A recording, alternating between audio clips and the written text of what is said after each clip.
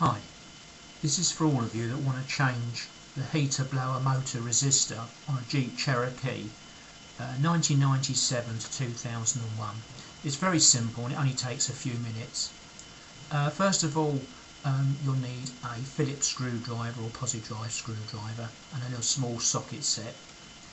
Put a mat down, open the passenger door. Now if you look underneath the glove compartment, you'll see three Phillips screws which have to be removed, and you'll need a small Phillips screwdriver for that. So very carefully take all three screws out and then lower the glove compartment down and put it to one side. Next thing you'll need to take off is the kick panel, which is a plastic cover underneath. So first of all, get a small little socket set and take out the hexagonal bolt that keeps the light in place. You'll notice there's a light that's come on underneath. Unscrew that and put that screw to one side, and then right at the very back of the kick panel you'll find another hexagonal screw which needs to be undone, and you can get to that one quite easily. And then underneath underneath the opposite side you'll find another one that's hidden. If you've got a torch or a light, you can shine it underneath and find it, but you have to do it by feel. So that's two hexagonal self-tapping screws to get out right at the back of the kick panel. Now there's two more screws which have to come out, and they're at the very front. So if you look in at the front and slightly down, they're hidden, but if you wiggle the panel you can see where it's still fixed. The first one to come out is on the far right, and that comes out with a few turns and will come out very easily. Now the last one, the fourth one to come out, is on the far left hand side. If you're in the UK, in England, it's on the left hand side, and that's well hidden. But if you just turn the little lamp, the courtesy lamp, upwards, that's dangling down at the moment, it'll give you enough light to see where it is, and then you could undo that and just take that out. So that's four screws in all. You only need to slacken it off, don't take it out all the way. Then just pull the kick panel out. It's a small little plastic panel. Put that to one side and you're there. Now if you're kneeling outside the vehicle and you look down, you'll clearly see the blower motor resistor. It's black plastic, it's diamond shaped, and you'll need to undo the two self-tapping screws, one in each corner diagonally. Just unscrew those and put those to one side, and then withdraw the unit. It's set into the air box so that the airflow, when it blows on your feet or on your face, it blows over the resistors to keep them nice and cool, because they're coils of wire and they just heat up.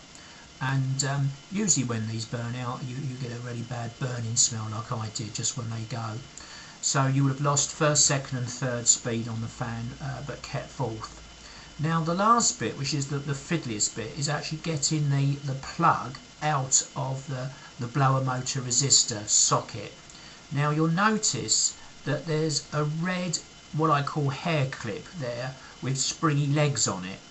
Now what you need to do is to have the blower motor resistor facing the floor, so that's with the metal frame facing the floor, so the plug's on the top.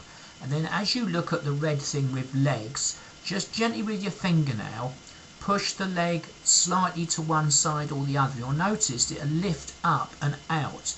Do each leg one at a time, and then this red clip will lift vertically into its next position. Now when it's lifted vertically you can then pull the plug out, and the idea of this red clip is that when it's pressed down it presses out a wedge shape which wedges the plug in place. So all the time the red clip is in the down position, it's wedging the plug in place into the socket.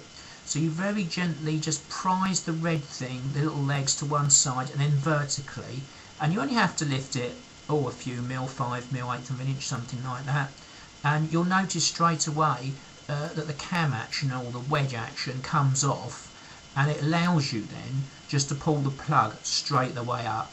So refitting is the reverse of that. You just push the plug straight in. It's handed, you can only get it in one way. Push the plug straight in.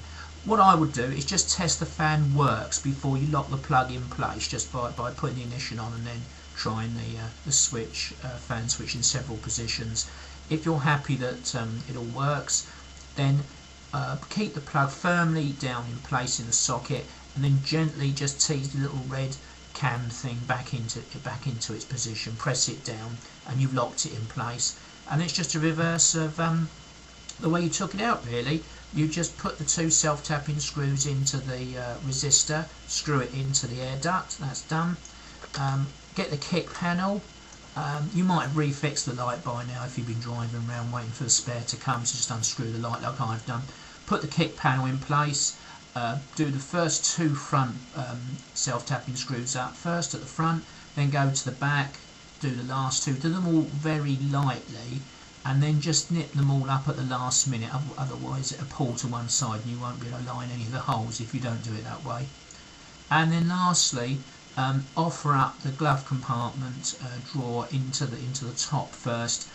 This is the most fiddly bit, and then replace all the three screws underneath, tighten it up, job done. Don't forget to make sure you put the courtesy light back where it was underneath, because that should be in place as well, and that's the last thing to do. And that is how to remove and replace a Jeep Cherokee heater blower motor resistor on the 1997 to 2001 Jeep Cherokee. Thank you very much.